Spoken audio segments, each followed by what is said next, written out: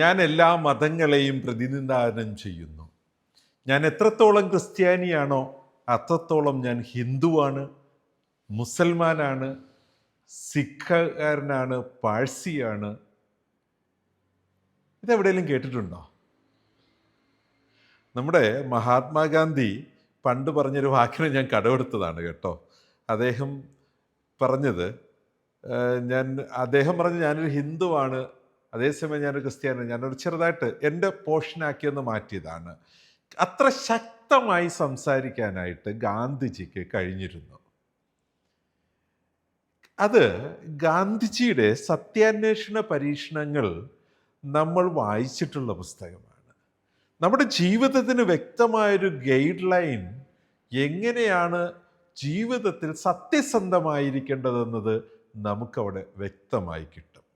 അതുപോലെ നമ്മുടെ ഹോസ്പിറ്റലിലും നമ്മളുടെ ICU HD പോലെ പേഷ്യൻസിനെ വളരെ അധികം ട്രീറ്റ്മെൻറ്റ് ഡിപ്പെൻഡൻസി ഉള്ള അല്ലെങ്കിൽ ശ്രദ്ധ വളരെയധികം വേണ്ടുന്ന സാഹചര്യത്തിലേക്ക് എത്തിയ പേഷ്യൻറ്റിനെ ട്രാൻസ്ഫർ ചെയ്ത് വരാൻ നേരം ICUയിൽ ബെഡില്ല. ICU എന്ന് പറയുമ്പോൾ അവിടെ വളരെ ആവശ്യമുള്ള, കഴിഞ്ഞ ഒബ്ജക്റ്റീവ് എലമെൻറ്റിൽ നമ്മൾ ഡിസ്കസ് ചെയ്ത് ഇത് നിങ്ങൾ മനസ്സിലാക്കിയിട്ടുണ്ടാവും. അവിടെ ഓരോ ICU ബെഡും എന്ന് പറഞ്ഞത് അതിനനുസരിച്ചുള്ള പ്രോട്ടോകോൾ അനുസരിച്ചുള്ള എക്യുപ്മെൻറ്റ്സ് ലോഡഡ് ആയിരിക്കണം. അത്തരത്തിൽ ലോഡ് ചെയ്യപ്പെട്ട എക്യുപ്മെൻറ്റ്സിനാൽ, സ്റ്റാഫിനാൽ സമ്പന്നമായ ഒരു ICU ബെഡിൻ്റെ അവൈലബിലിറ്റി തേടി വരുന്ന ഒരു പേഷ്യൻറ്റിൻ്റെ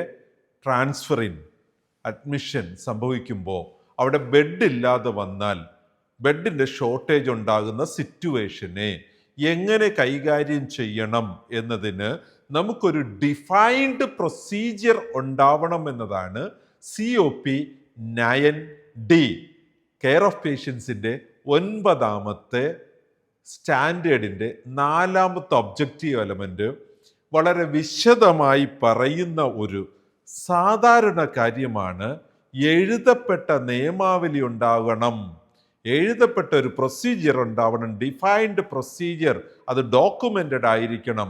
for the situation of bed shortage എങ്ങനെ കൈകാര്യം ചെയ്യണമെന്നതിന്